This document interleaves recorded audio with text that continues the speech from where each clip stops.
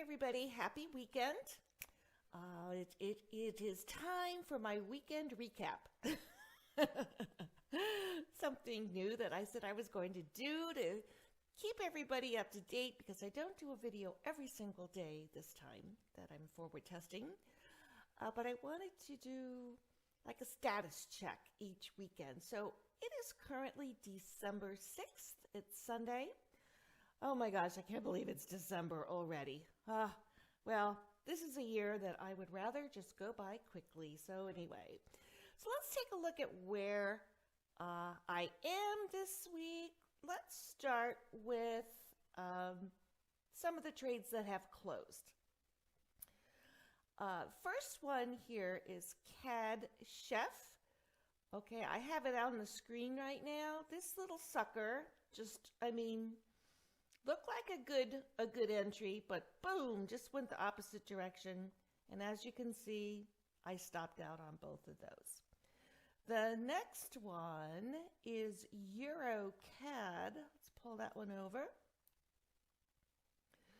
So Euro CAD, I hit my first take profit here, which was 67. I guess that's dollars. I thought it was pips, but $67 was actually 79 pips.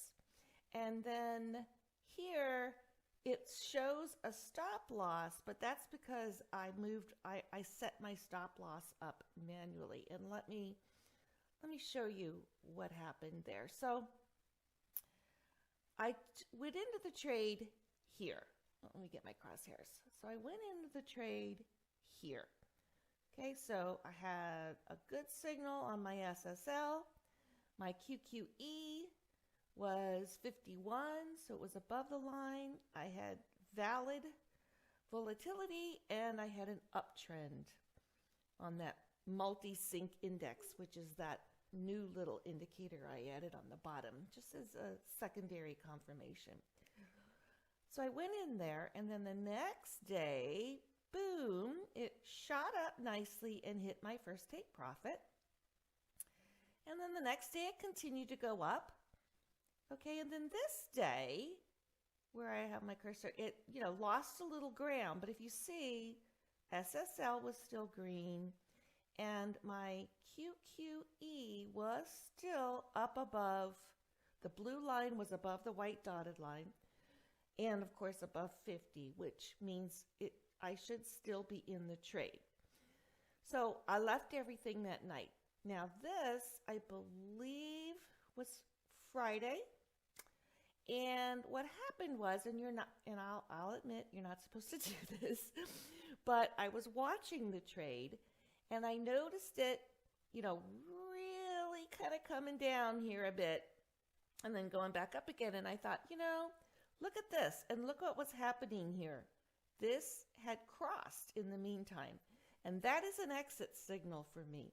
So rather than just closing the trade, which I could have done and probably made a few more pips, I said, you know what? We're not supposed to be watching the trade, but I'm going to put a safety stop loss in there. And I put it below that candle before, just in case, it did decide to go the other direction. And look at that, it did. So it took me out at my adjusted stop loss, but I'm still in profit. And if I had followed the rules exactly and not looked at it until the end of the day, it would have been okay because it would have broken even, right there. But I was able to squeeze out a few extra pips by manually moving that stop loss up when I saw my exit indicator kick in. Let's go back to our history. So another one that didn't do so good was Euro Chef. That one again just kind of turned around and took me out. But if you notice, along here, my SSL was all positive. My trend was all up. But let me show you a problem with this trade that I noticed after the fact. And I think I'm going to have to make a mental note to watch this going forward. Let me take away this for a second. Now, VP says don't even look at your exit indicator until you are in the trade. However, when I went into the trade right here, you notice I had a fresh signal on my SSL. My QQE blue line was above the 50. I had good volume or volatility, and I had the uptrend. However, this blue line here being under the white line, that's my exit signal. So I was already in a signal to exit, even though you're not supposed to. See, that's what confuses me. So normally I would be like this, okay? The blue line would be on top for a buy. And as soon as that white line crosses, that's where I would exit.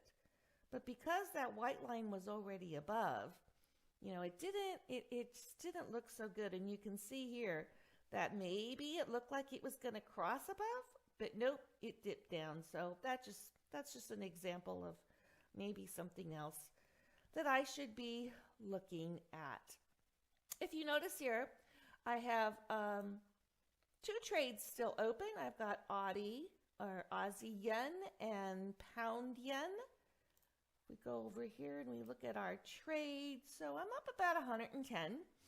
I guess that's dollars. I have to check that between the two of them. So let's take a look at where they're sitting right now. So Aussie yen. Okay. Nice strong trade. We went in here. It's been kind of fiddling around a little bit for several days. Looked like it was going to make a run for my profit, but fell back down again. But I'm leaving this alone because if you notice, SSL is still all positive. That blue line is still above the white dotted line and above the 50, and my trend is all up. So we're just going to let that one cook. You know, we'll see. Hopefully next week it'll make it up to that first take profit, and then the second one will at least be break even. But we shall see. And the other one is the pound yen. Let's take a look at that one. Okay, this one also was really dancing around. Didn't decide, it went way down and then it went back up again. But this one also is just leave it alone because our our SSL is still all positive. Our QQE, the blue line, is still above the white dotted line and it's still above the 50 line, and my trend is still up. So even though it got very close to that take profit and it's fallen back down again, everything still says go. So we're going to leave this one alone. Let's go pop over to my FX book real quick. You can see, I lost ground by 0.01%. But that's okay. I could live with this because we're just getting started. If you notice on that first trade, okay, I lost 119 pips. But then I was up 56 and up 10, and that was probably a break even, up 79 and up 18. So to me, I think it's doing okay. It's doing okay. It's going along. You can see some of the other stats here. So we're just going to let that play out, and we will see where we end up next week. So I hope your trading is going well, and we will see what next week brings. In the meantime, happy trading, everybody.